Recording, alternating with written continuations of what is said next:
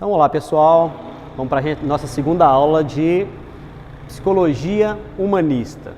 Agora a gente vai falar um pouco sobre o pensamento de Paul Tillich, tá? Também é um filósofo, teólogo, importantíssimo no século XX, tá? Ele viveu na época ali, no período entre a Primeira e a Segunda Guerra Mundial, e quando Hitler ainda estava no poder, ele migrou para os Estados Unidos. E lá ele trabalhou em seminários teológicos, foi professor de universidades e desenvolveu também parte do pensamento da psicologia humanista, tá bom?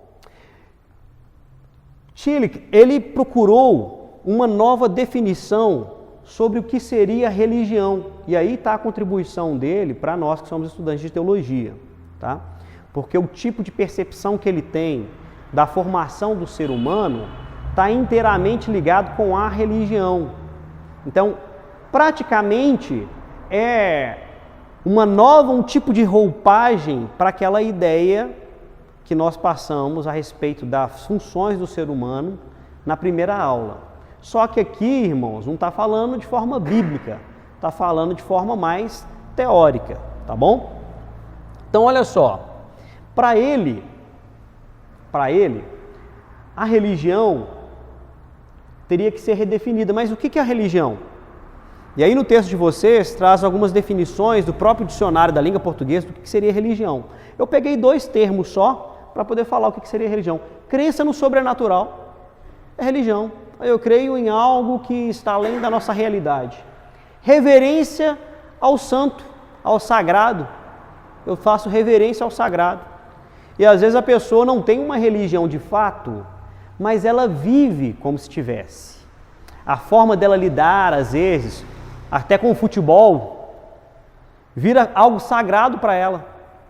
É validar com a própria imagem dela, é algo sagrado, é algo santo. Vira uma forma de religião. Para Tillich, todo ser humano vive para Deus, independente dele crer ou não em Deus.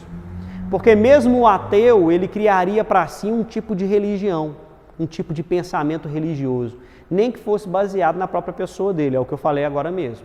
Mas mesmo no ateísmo, para ele, as pessoas vivem sempre para Deus de alguma forma. E na verdade isso acontece mesmo, porque ao mesmo tempo que você tem uma pessoa, por exemplo, que se dedica a Deus, você se dedica a Deus, certo?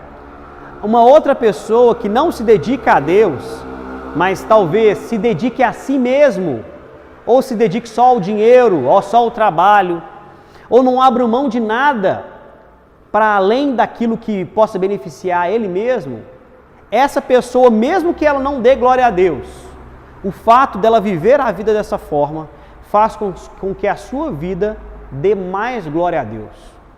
Porque diferencia alguém de outro, sabe? Mostra assim, olha, aquela pessoa vive assim, olha, aquela pessoa poderia viver assim, mas ela escolheu, mesmo podendo viver como o outro, viver uma vida que agrade a Deus.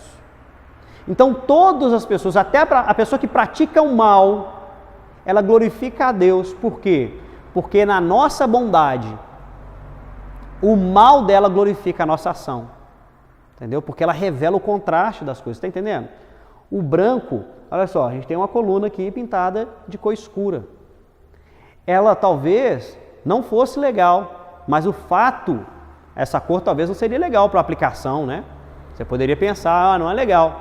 Mas quando você tem um ambiente mais claro e você vê que aquilo é utilizado como um detalhe, ela realça a visão que as pessoas têm daquilo que está acontecendo. Então, de qualquer forma, mesmo a pessoa que pratica o mal, ela faz, de alguma forma, aquelas pessoas que praticam o bem glorificar mais o nome de Deus, né?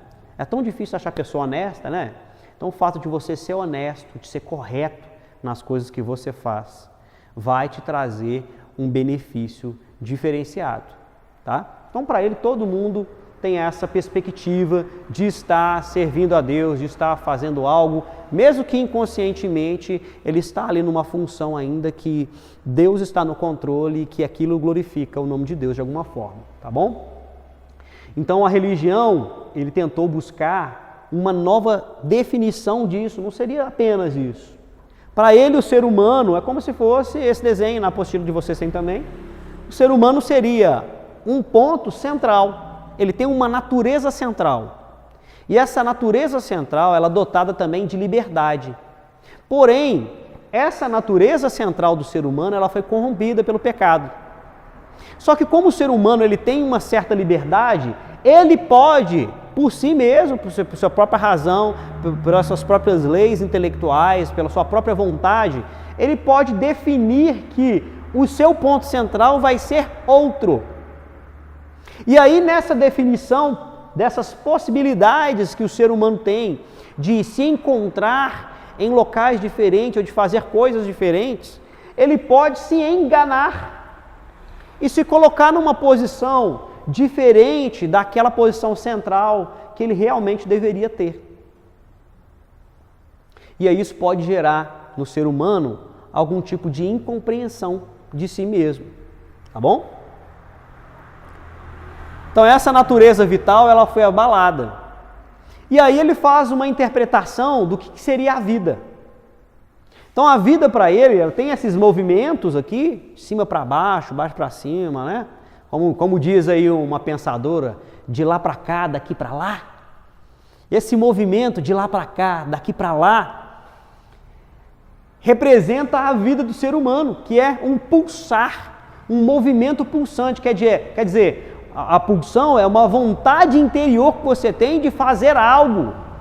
E aí a sua vida, que está ali com aquela natureza contaminada pelo pecado, ela tem pulsões que te levam a todo momento a escolher se é uma coisa, escolher outra. Quer dizer, isso a gente vê muito no jovem, no adolescente, que é a busca pela identidade. Ele está buscando pertencer a um grupo. Se você deixar o jovem ali viver com um determinado tipo de grupo de pessoas, ele vai começar a querer falar que nem eles, vai começar a querer vestir a roupa deles, vai querer ser igual a eles. Mas se você trocar o ambiente daquele jovem, colocar num ambiente positivo, a tendência é que aquele jovem ele também busque pertencer àquele grupo, ele quer pertencer.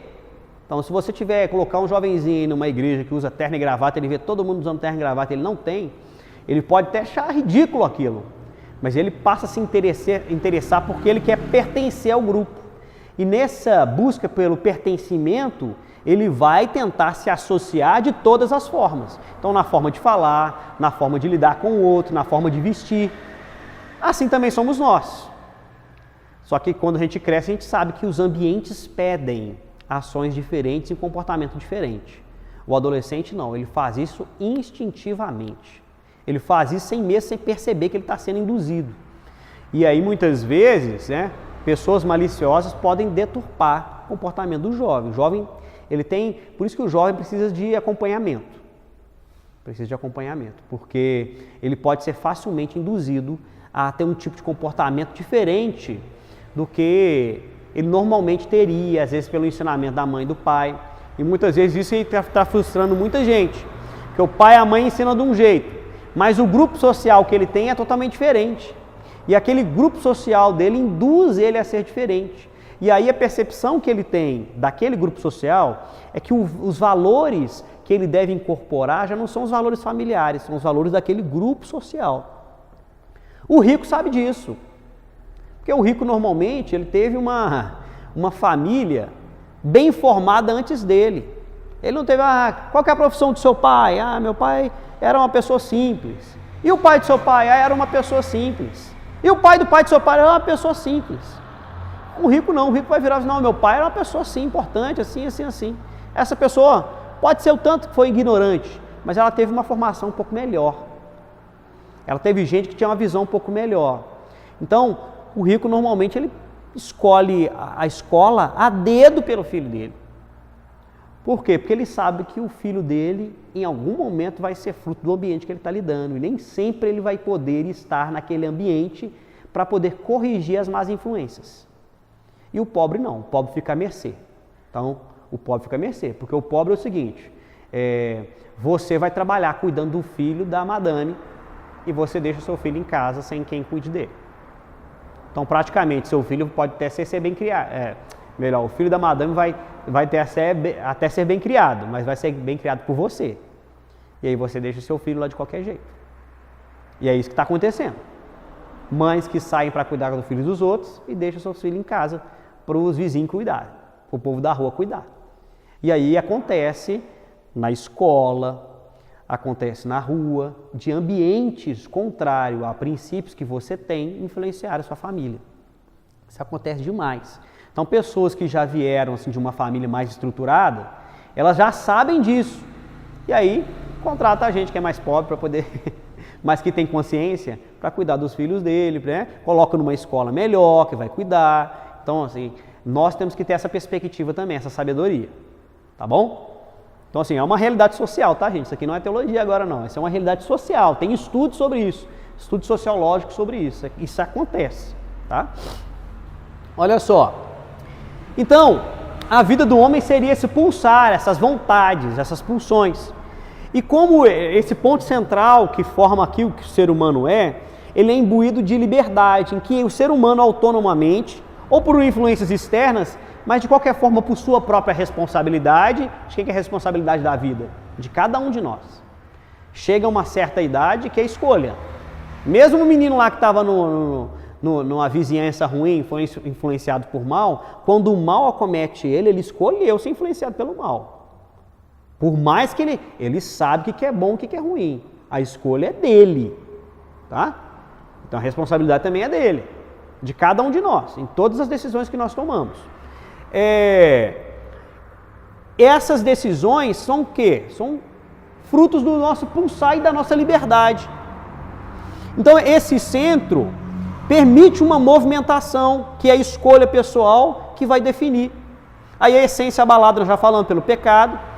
E essa essência, por estar abalada, que é o centro, né, que vai definir quem que nós somos, ou quem que nós somos naquele momento, ela é o que define a nossa identidade.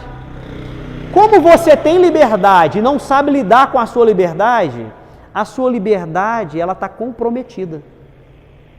Comprometida. Por quê? Porque o pecado prejudicou ela e você não sabe onde colocar.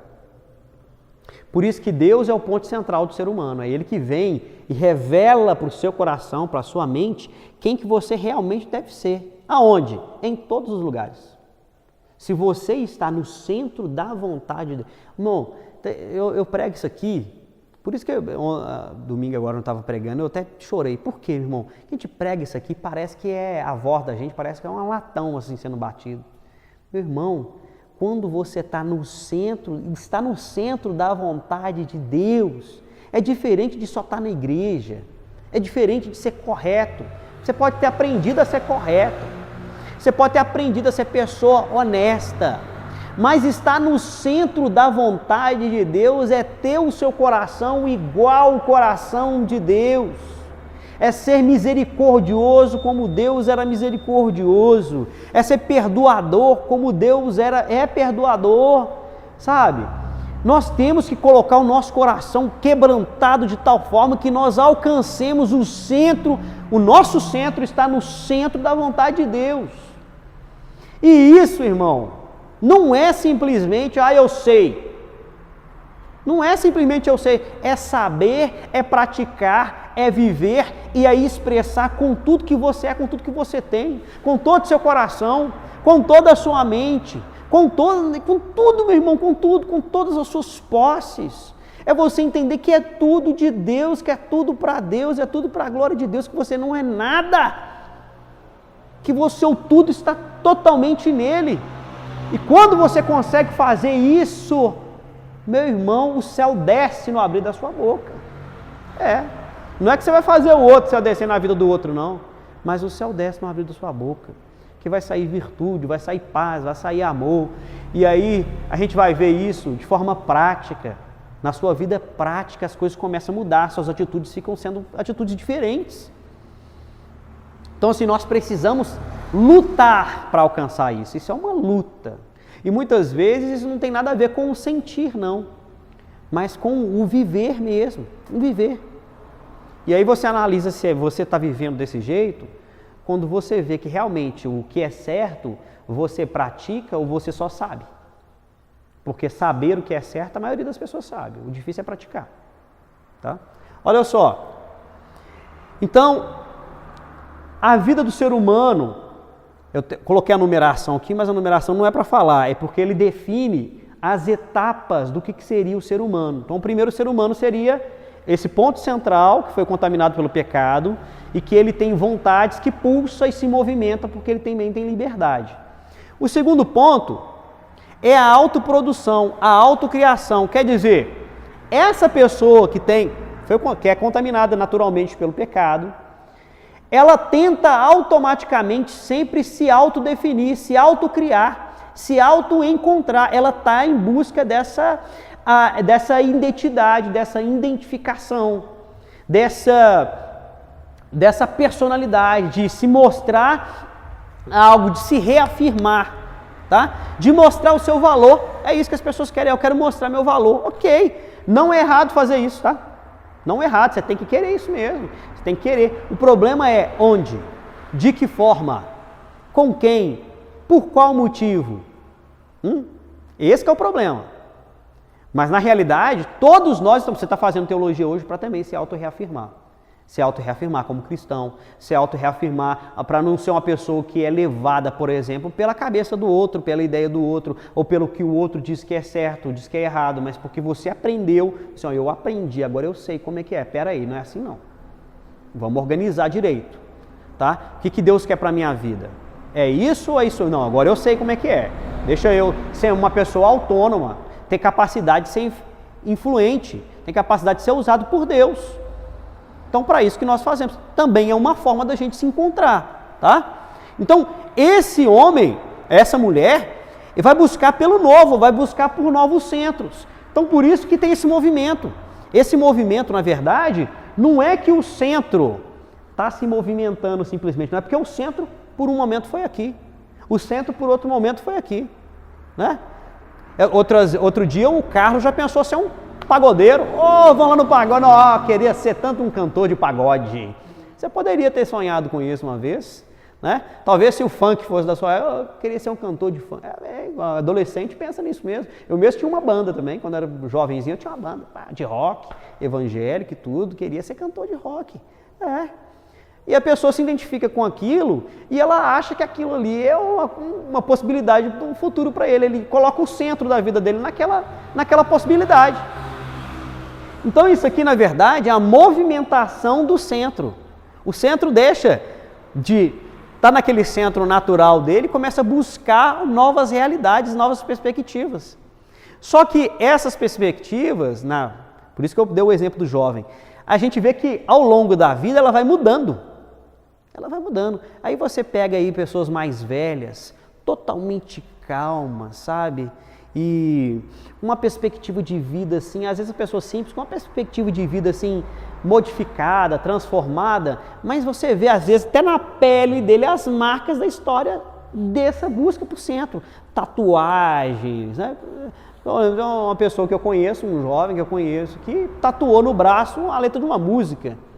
É evangélico, deu uma desviada agora e fez isso. Eu falei assim, rapaz, que cagada que esse menino fez. Porque nada contra, assim, tem pessoas que têm tatuagem, nada contra a pessoa, você pode ter a tatuagem, até mesmo que você fosse cristão, se tivesse feito, não vou te criticar por causa disso, né? Não estou dando minha opinião com relação à tatuagem. Estou dizendo o seguinte, gosto musical muda. E aí você coloca uma tatuagem de uma música que daqui a pouquinho você não está odiando a música. Você gostou naquela fase da vida. Eu gostava de rock pesado. Aqueles rock que você balançava mesmo, assim, que juntava montinho assim, ficava um assim, barrando o outro, quase que batendo. Eu gostava, mas hoje eu não tenho coragem de colocar uma música dessa para tocar. E aí a pessoa vai lá e tatua a letra de uma música. É complicado demais, irmão. Aí a pessoa tá lá, igual acontece até que esses artistas aí famosos, né? Com um bando de idiota também. Vai lá e tatua o nome da namorada. Não sei se vocês lembram aquele Ronaldo Fenômeno, quando estava namorando aquela Cicarelli, tatuou as iniciais dela no braço, acho que foi no punho assim. Passou um mês de casado e separaram. É complicado demais, irmão. Complicado demais. Então não vou entrar nem no mérito da tatuagem em si, mas do sentido dela. Isso aí é busca de identidade, é busca de mostrar algo, mostrar que é algo, que faz algo, ou mostrar que ama para o terceiro, sabe? Porque a pessoa que você ama mesmo, se você expressar o seu amor por ela de forma pessoal ali, entre vocês dois, de forma discreta, é muito mais fácil que essa expressão de amor ela seja duradoura do que simplesmente fazer um rabisco que vai dar um trabalhão para tirar na pele, certo? Então, olha só. Então, o primeiro ponto do que seria a vida é esse movimento. Depois, é essa busca por encontrar esse centro que só está em Deus, irmãos. Só está, o centro da nossa vida, tá? Está em Deus. Quando você encontra Deus, e Deus ele te completa naquela natureza pecaminosa que você perdeu, ela vai, de certa forma, fazer com que você tenha resiliência. Mesmo que você não esteja numa situação confortável, você vai saber lidar com aquele desconforto, porque a sua esperança está no Senhor. Esse é o primeiro ponto. E mesmo que você não consiga alcançar todos os objetivos da sua vida, você vai ter uma outra coisa, que você vai ter a satisfação, satisfeito. Eu tenho capacidade de lidar com os extremos, de passar por dificuldades, resiliência. Mas eu também tenho contentamento com aquilo que eu tenho. Eu estou construindo a minha casinha lá. Eu gostaria de ter uma casa chique que nem a da Deise aqui, 2 andares, né? Uma loja embaixo para alugar, abrir a igreja. Eu queria, mas Deus não me deu essa graça. Deus não me deu, então eu tenho que ficar satisfeito com aquilo que eu posso ter. Não ficar satisfeito com aquilo que eu tenho, mas com aquilo que eu posso ter. Eu posso ter tanto, então glória a Deus, porque eu posso ter isso. Mas tem gente que fica olhando para a vida do outro, e isso aí já demonstra que aí a pessoa está perdendo a natureza de Deus. Aquela natureza pecaminosa que está ali dentro dele, já está se revelando novamente, tá bom? Então, há uma busca por uma autocriação. E depois, aí existe a autotranscendência, que é uma superação daquilo que você era no início. O que é transcender? Transcender é ir além. Vamos falar transcendental, porque está além da realidade humana. É transcendental. Transcende, vai além. Tá bom? É transcendental. E aí nessa parte da autotranscendência é que há uma revelação do caráter cultural da pessoa e da sua moralidade. A religião também entra aqui, na questão da finitude humana. Tá? São os limites da humanidade, daquilo que você pode ser. Então isso está ligado ao âmbito cultural, quer dizer, aqueles valores que você pode expressar, que você compartilha, a sua moralidade, seus princípios e valores morais, tá? E a definição de quem você é. E aqui também tem relação com a sua espiritualidade, com a sua religiosidade, a sua expressão maior, que é aqui que as pessoas vão te identificar. Talvez eu não vou entender aqui qual que é a sua autoprodução, não. Talvez só se eu conversar com você, talvez até o seu jeito de vestir parece natural, mas eu não sei, eu não compreendo, tá? Eu não consigo ver isso aqui, Eu não consigo perceber o seu pulsar do movimento, não. O movimento do seu pulsar. Só você que vai conseguir compreender isso, ou com muita análise você vai compreender isso. Mas aqui você se revela. Na cultura você se revela, na sua forma de falar, na sua forma de vestir, na sua forma de expressar os seus valores morais. Você vai se revelar nesse ponto. E aí ele vem de novo trazendo quais são as leis que limitam o ser humano. Então aqui para Paul Tillich, o ser humano ele é limitado pela sua autonomia. Então ele tem leis próprias que estão relativas à sua razão, ao seu entendimento. Essa razão, ao entendimento que o ser humano tem de si mesmo, limita ele, tá bom? De alguma forma. Então, essa razão são leis próprias do caráter humano, tá? Pessoal, limitações. Por exemplo, vou virar para a Ana e falar assim, Ana, faz uma abertura aí, igual a do Van Damme. Você é limitado, às vezes você não vai conseguir, eu consigo pouquinho. Você tem uma lei física aí que é uma lei própria do seu próprio corpo que vai te limitar. Às vezes, se eu pedir para o Sivaldo, ele vai ali e coloca o pé assim, levantado assim no queixo dele aqui, né? Por quê? Porque é um homem mais elástico, trabalhador, esbelto, né? Pratica esporte, né? ciclista. Tô brincando, hein? Mas, irmãos, aí tem essa primeira lei, tá? Heteronomia, leis superiores. Leis superiores. A lei da gravidade é uma lei superior, é heteronomia, é uma lei superior. É uma lei que está além do ser humano, que rege também e que regra a vida do ser humano. Aí eu quero pular de um prédio, eu quero pular de uma certa altura e eu quero sair vivo. Nada garante que você vai conseguir sair vivo. Por quê? Porque existem leis que te limitam, limitam o seu corpo, limitam a sua forma de expressar. Então você é limitado também pelas leis naturais, tá? Heteronomia. E aí tem a teonomia, que são as leis de Deus. O ser humano tem leis que Deus impôs sobre ele e essas leis também limitam o ser humano. Quando o ser humano compreende aqui, ó, o que ele é e quais são as leis que o limitam, irmão, tem gente que luta aí, eu tô doido para perder essa barriguinha aqui, irmão. Doido. A gente até corta no vídeo aqui para ver se não aparece. Mas na hora que vira de lado aqui, ó, entrega. Né? Doido para perder. Mas, irmão, só Deus sabe se eu vou conseguir um dia. Só Deus sabe. Mas e se eu não conseguir, eu vou ficar frustrado por causa disso? Não. Porque tem gente que tem uma predisposição natural para ser mais cheinho. E aí? Eu vou ser feliz com os meus pneuzinhos, irmão. Ué. E tem gente que está dentro da igreja que sofre por causa disso. Físico. Uma imposição cultural também. E aí, nisso aqui, ó, para você ver uma coisa tão banal, tão besta, te tira do foco de servir a Deus.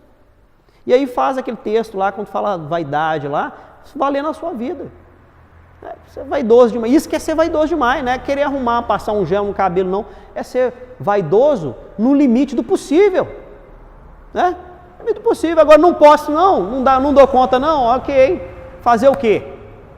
Mas eu posso me cuidar para fazer bem para mim mesmo? Ok, eu vou fazer isso. Talvez eu não vou conseguir ser o Van Damme, não. Né? Mas o Van Damme, o cara está com 70 anos, o corpo dele está melhor que o meu. Misericórdia. Eu tenho que fazer alguma coisa. Manda o Calil abrir as academias de novo, Ana. Pelo amor de Deus. Para de votar no Calil aí, que senão as academias não abrem nunca mais. Tem que abrir essas academias aí, ó, para ver se o pastor emagrece. Então, essas coisas, irmãos, em alguma medida, tira a gente do centro. Tira a gente do centro. E pode abalar a nossa fé. Tá bom? O pensamento dele vai além ainda. A gente pode pegar aí a apostila. E aí a gente só faz alguns comentários aqui, só para a gente tentar ir um pouco além, tá? Página 188. Vai falar aqui de medo e ansiedade, tá? Olha só, o medo e a ansiedade acontecem na viagem do homem para fora do seu centro. Olha só, irmãos, o centro aqui, mesmo o centro pecaminoso, é onde está a vontade também de Deus, porque Deus ele completa o homem na sua falha pecaminosa e consegue restaurar o seu relacionamento com Deus através de Cristo. Só que para ele, o medo e a ansiedade ele é gerado quando esse centro aqui, ele sai efetivamente do centro que está em Deus e toma uma outra proporção. Então, por exemplo, esse menino aí que tatuou agora, ele tatuou porque ele quer, o exemplo que eu dei, ele quer fazer parte de um grupo, de representar grupos de rap. Então, ele era o único que não tinha tatuagem, que não tinha nem nada que se identificava. O que ele fez? Foi lá, cortou a sobrancelha e fez a tatuagem da música no braço. Para quê? Para se identificar com aquele grupo. Só que a questão é a seguinte, ele está tentando ser alguém nessa área, né? Ele pode se frustrar. Olha, vai dar certo? Não vai dar certo? Ele saiu do centro aqui, ó, ele poderia só aqui, Deus, faça a tua vontade em mim, eu vou estudar, eu vou trabalhar, me abre a porta que o Senhor quer que eu tenha, olha só. Me abre a porta que o Senhor quer que eu tenha, faça vir a mim só as oportunidades que o Senhor quer que eu tenha. Aí não, ele começa a querer o seguinte, tem talento, e ele começa a querer criar a sua própria oportunidade. E aí quando você vai dar um passo, você está dando um passo onde não tem chão, porque é uma possibilidade, uma potência. E aí você vem a ansiedade, eu vou conseguir, vai dar certo, vai acontecer, tá entendendo? Vem o medo, não vai dar, não vou conseguir, não vai acontecer. Então, isso acontece em todas as áreas da vida. Quando você coloca aqui, por exemplo, tá aqui, ó, marido aqui, ó. Aí, Juliana, tá aqui, ó, marido. Só que aí você colocou essa perspectiva toda no marido. E aí você vai ficar com medo, não vou conseguir não vai dar certo não sei o quê. Você está entendendo? Embora você pode ter uma perspectiva num casamento, o seu centro ainda precisa estar em Deus. E o que está fora desse centro, para ele aqui é o que gera o medo e a ansiedade, tá? Estou pegando a apostila porque não deu para colocar no quadro, tá bom? Olha aqui. Eu estou pegando só uns pontos que eu marquei só para a gente não deixar de falar disso, tá? Não ser... O medo de não ser gera também a negação do ser. Quando o cara está aqui no centro, certo? Ele quer ser. Ele quer ser algo, ele quer estar aqui nessa ponta, que é algo que ele almeja, ele quer ser. Só que ele não consegue ser isso. Certo? Porque ele não consegue ser isso, vamos supor que ele conseguiu chegar até aqui só. Ele quer ser isso aqui, certo? A estrela aqui, ó. Ele quer ser a estrela. Ele está tentando ser estrela, ele sai com esse centro daqui, só que consegue só chegar até aqui. Ele chega aqui, ele é um não ser. Ele quer aqui, ó, ser. Ele não consegue ser, então aí ele chegou aqui, até onde ele chegou, ele é um não ser. Aí quando ele chega só até aqui, ele nega o ser. É a negação do ser. Você quer ser aquilo lá. Você conseguiu chegar até a metade. Você começa a negar o seu passado, aquilo que você deveria efetivamente ser, para chegar aqui no não ser e dizer que é. Entenderam? Parece complicado, mas não é. Tá? É parecer ser. Tá? A negação do ser. Tá? Para ele, isso é a anulação do homem e das suas características naturais. Você está se anulando quando você quer ser algo que você não é. Tá bom? Depois disso aqui, só mais uma, tá? Só mais uma consideração sobre o não ser. Ó. O não ser força o ser criar uma realidade de si. Olha só, ele é não ser. Aí ele começa aqui no não ser, criar uma outra realidade de si mesmo. Para quem? Para ele mesmo. Para quê? Para isso criar uma autoafirmação. Ele está se reafirmando. Eu queria ser aquilo lá, eu não posso. Já que eu não posso, eu vou me autoafirmar, vou parecer ser para mim mesmo e para o outro que está me vendo. Tá? Isso é uma fuga do centro, é tornar-se alguém que não é a si mesmo. Aí só uma consideração que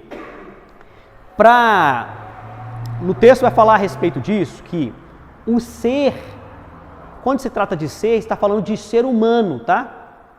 Porque para ele, essa interpretação filosófica a respeito do ser veio da cultura grega, e na cultura grega o ser é algo que foi criado.